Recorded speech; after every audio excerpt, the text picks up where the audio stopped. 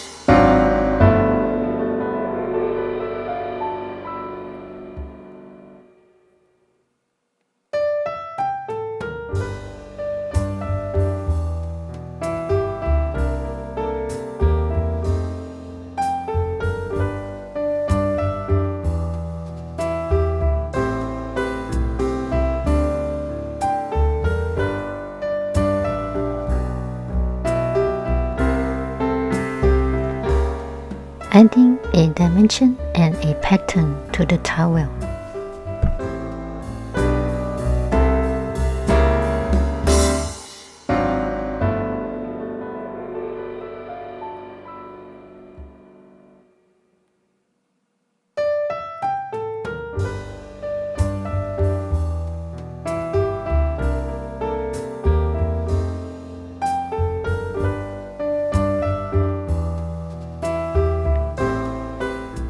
Next, create a new layer and drawing a rod.